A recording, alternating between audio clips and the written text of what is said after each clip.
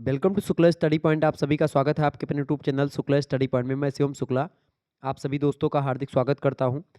HND 103 का यानी कि HND 103 का जो कोड वाला पेपर है, आज मैं उसको सॉल्व करवाऊंगा। BA first semester examination 2023-24 Deendayal Upadhyay Gorakhpur विश्वविद्यालय का पेपर है ये। हिंदी का द्वितीय का पेपर है, ठीक है। 13 तारीख को पेपर हुआ है ये, आप देख सकते हैं। तो आइए हम इसको सॉल्व करवाने का प्रयास करते हैं तीव्र गति से। देखिए, पहला प्रश्न आपकी स्क्रीन पर पूछा गया था, मतलब कि आपकी परीक्षा में दीनदयाल उपाध्याय गोरखपुर विश्वविद्यालय हिंदी साहित्य का दूसरा पेपर 103 कोड वाला BA प्रथम सेमेस्टर में अगर आपने हिंदी लिया तो आपका यही पेपर आया था, ठीक है।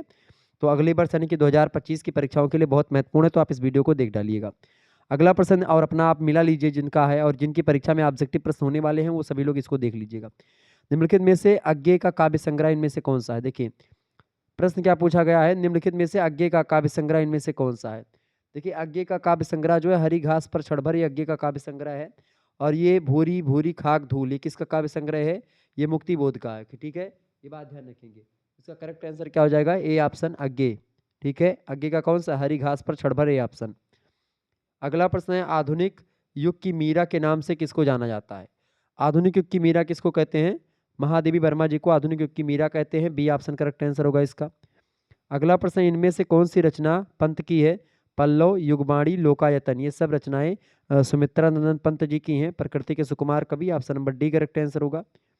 वर्दे बीड़ा वादनी वर्दे, अगला प्रश्न, वर्दे बीड़ा वादनी वर्दे, वर्दे प्रिय स्वतंत्र रहो, अमृत मंत्र नव भारत में भर दे, या पंक्तियां किस लेखक की है? यह पंक्तियां किसकी हैं भाई? बस फटाफट से आप बताएंगे। वर्दे बीड़ा वादनी वर्दे किसकी कविता है? बताइएगा। बिल्कुल निराला जी की है, सूर्यकांत त्रिपाठी निराला। इसका डी ऑप्शन करेक्ट आंसर हो जाएगा चौथे का। पांचवा प्रश्न है, वैदेही वनवास के रचनाकार कौन है? वैदेही वनवास के रचनाकार कौन है भैया? वैदेही वनवास के रचनाकार हैं आपके अयोध्या सिंह उपाध्याय हरिओत जी, 1940 में रचना लिखते हैं। अगला क्वेश्चन आपकी स्क्रीन पर आ चुका है। अयोध्या सिंह उपाध्याय हरिओत जो है ये द्विवेदी युग के कवि, ये बात ध्यान रखेंगे।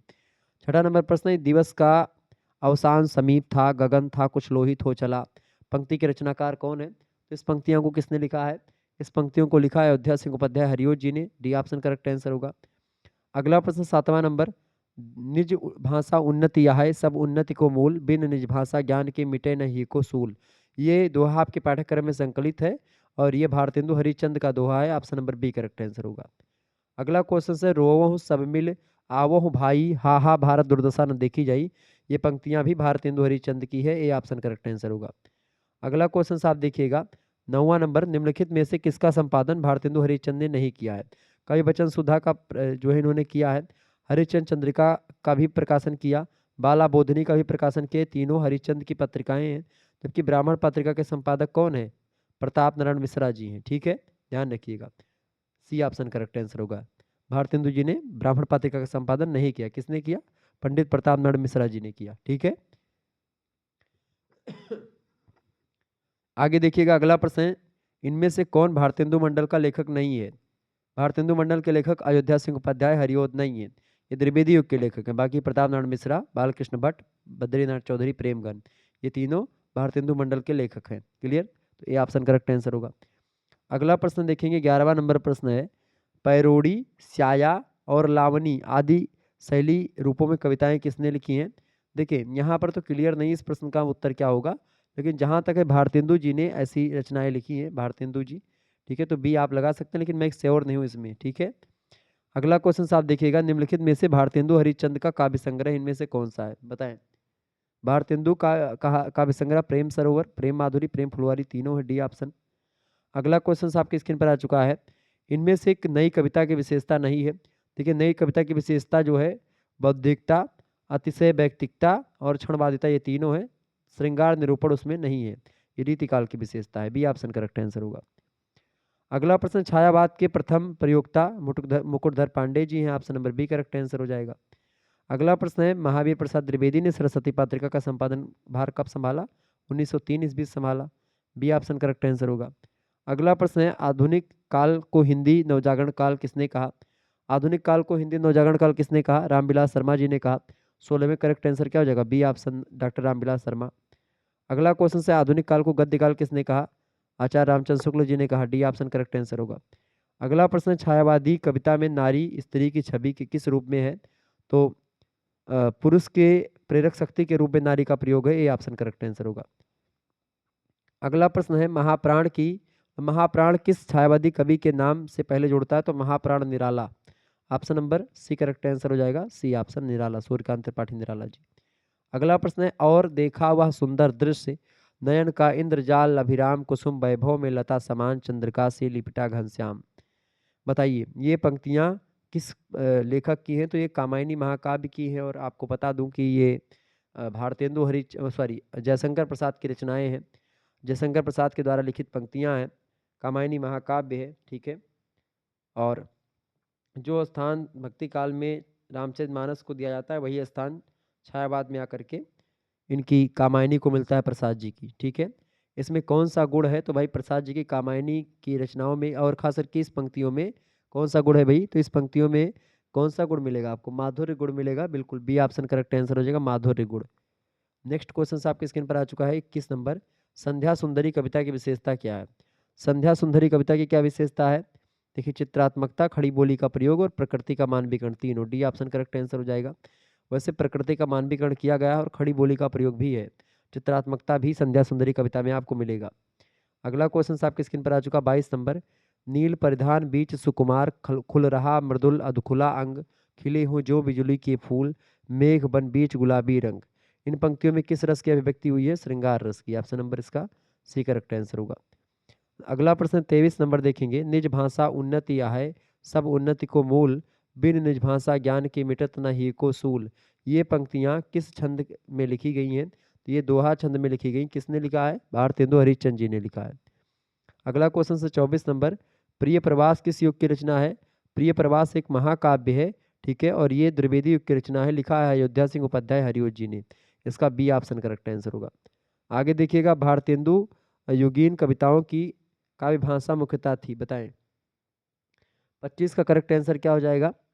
भारतेंदु योगीन कवियों की भाषा, काव्य भाषा जो थी वो ब्रज हुआ करती थी, और जो गद्य भाषा थी वो खड़ी बोली हुआ करती थी। तो काव्य भाषा की बात की गई तो ब्रज भाषा, ए ऑप्शन।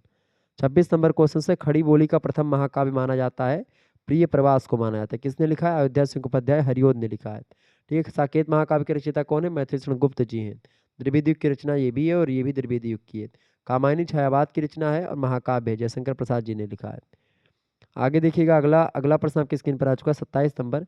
इनमें से कौन भारतेंदु युग का कवि नहीं है? देखिए भारतेंदु हरिश्चंद्र स्वयं है, प्रताप नारायण मिश्रा भी हैं, अंबिका दत्त व्यास जी भी हैं भारतेंदु युग के कवि, अयोध्या सिंह उपाध्याय द्विवेदी युग के कवि हैं। डी ऑप्शन करेक्ट आंसर हो जाएगा 27 का। आगे देखिए तो डी ऑप्शन 27 का राइट आंसर है। अगला क्वेश्चन आप देखिएगा 28 नंबर। गुरु हथौड़ा हाथ करती बार बार प्रहार उपयुक्त पंक्तियां किस कविता की हैं? तो ये हैं तोड़ती पत्थर। वह तोड़ती पत्थर इलाहाबाद के पथ पर गुरु हथौड़ा हाथ करती बार बार प्रहार। डी ऑप्शन करेक्ट आंसर होगा इसका। अगला किसने लिखा है? निराला जी की कविता है। अगला प्रश्न है रोकहूँ जो तो अमंगल होए और प्रेम नशे जो कहे पिए जाइए, ठीक है। ये पंक्तियां जो है किस कवि की हैं? भारतेंदु हरिश्चंद्र जी की हैं, ये ऑप्शन करेक्ट आंसर होगा। अगला प्रश्न 30वां नंबर। ये सब मैंने पढ़ा है, एक भी प्रश्न आपका इधर उधर से नहीं आया है, एक आध दो प्रश्न को छोड़ करके बाकी सारे हमारे वीडियो से ही आए हैं। ये एक दिन पहले वाली वीडियो की मैं बात नहीं कर रहा हूँ, एक दिन पहले वाली वीडियो तो लगभग जो है 30-40 प्रश्न वहाँ से 30 उस प्रश्न वहाँ से आए हैं। बाकी आप देखेंगे कि जो भी प्रश्न आपके इसमें पूछे गए हैं सारे के सारे प्रश्न मैंने आपको सब बताया हुआ है। सिलेबस अगर आपने सही से पढ़ा होगा तो बहुत सारे प्रश्न आपके वजह से फंस गए थे। तार सप्तक का संपादन किसने किया था? अज्ञे जी ने किया। कब किया? 1943 में किया, ठीक है, ध्यान रखेंगे इस बात को।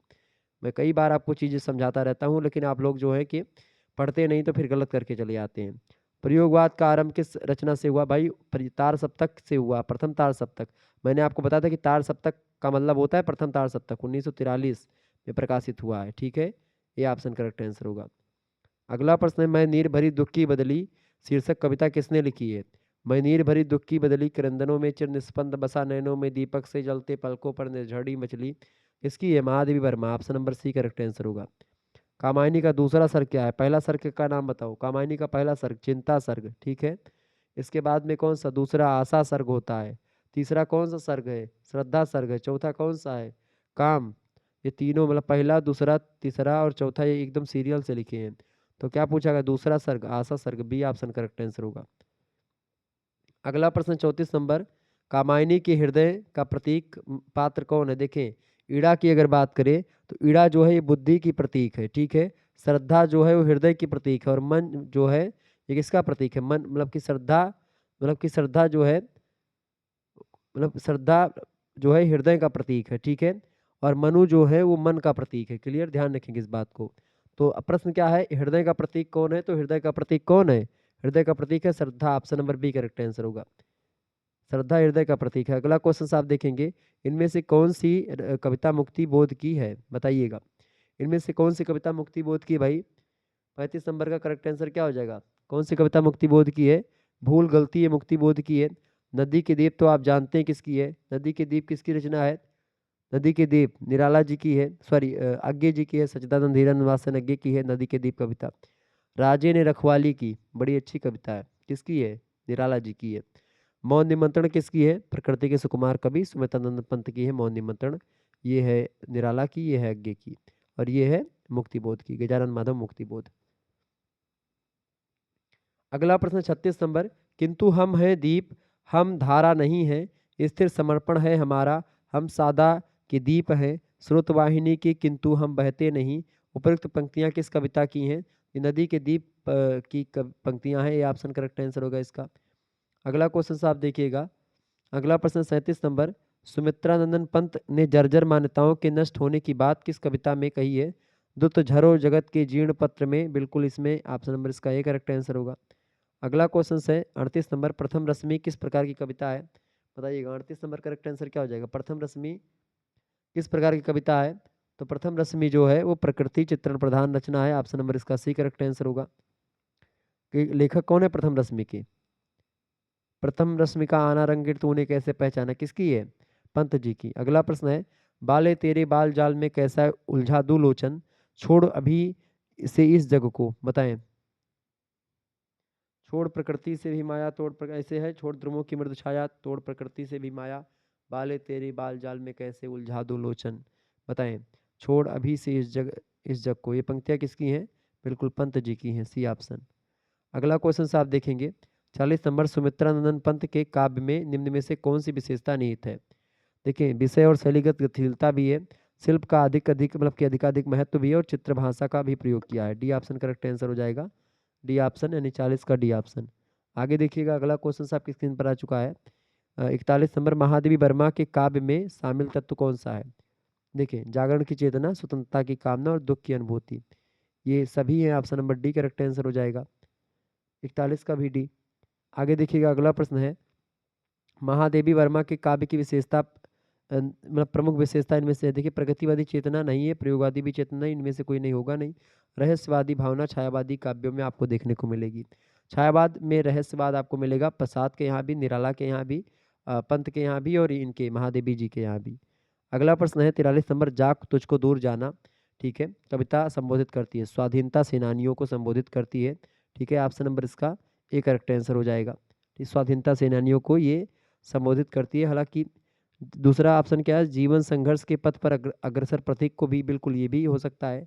आराध्य के प्रति प्राप्ति के लिए व्यग्र भक्त को भी, तो जाग तुझको दूर जाना, ये तीनों हो सकते हैं, डी ऑप्शन लगा दीजिएगा, बिल्कुल D option is right answer. आगे देखिए 44 नंबर, छायावाद का काल सामान्यता पाया मतलब माना जाता है, बताएं 44 का करेक्ट आंसर क्या हो जाएगा? छायावाद का कालक्रम 1918 से 1936, बिल्कुल ठीक है, ऑप्शन नंबर इसका 1918 से 1936 बी ऑप्शन। आगे देखिएगा, अगला क्वेश्चन आप देखेंगे, प्रश्न है 45 नंबर, निम्न में से कौन सी रचना महाकाव्य है? देखिए, संध्या सुंदरी मतलब कौन सी रचना महाकाव्य है पूछा गया ना, संध्या सुंदरी महाकाव्य नहीं, प्रथम रश्मि भी महाकाव्य नहीं है, अच्छा खंडित सत्य भी महाकाव्य नहीं, कामायनी एक महाकाव्य प्रसाद जी का, option number D correct answer होगा। अगला प्रश्न, महाकाव्य का लक्षण है सर्गबद्धता, कथानक और रस योजना, तीनों, डी ऑप्शन। अगला क्वेश्चन आपकी स्क्रीन पर आ चुका है, समस्या पूर्ति किस काल की कविता में प्रचलित थी, बताएं। समस्या पूर्ति भारतेंदु की कविता में प्रचलित थी, सी ऑप्शन करेक्ट आंसर होगा। अगला क्वेश्चन है, निम्न में से किस रचना का प्रकाशन सबसे पहले हुआ? इनमें से देखिए, कामायनी, देखिए इनमें सबसे पहले रचना किसका हुआ? चांद का मुंह टेढ़ा सबसे बाद में हुआ। परिमल और कामायनी जो है आसपास की रचनाएं एक समान की। प्रिय प्रवास द्विवेदी युग की रचना, द्विवेदी युग पहले आया, छायावाद बाद में आया, तो ये दोनों बाद में, पर प्रिय प्रवास सबसे पहले आएगा। करेक्ट आंसर क्या हो जाएगा? B option. कब रचना हुई प्रिय प्रवास की? 1913 से 14 में। तब छायावाद का नामो निशान तक नहीं था। ठीक है, 1918 से छायावाद शुरू हुआ। तो ये दोनों छायावाद की कविताएं परिमल, ठीक है, और ये कामायनी, ये सब छायावाद की रचना है। चांद का मुंह टेढ़ा है तो ये तो उनकी है, मुक्तिबोध की।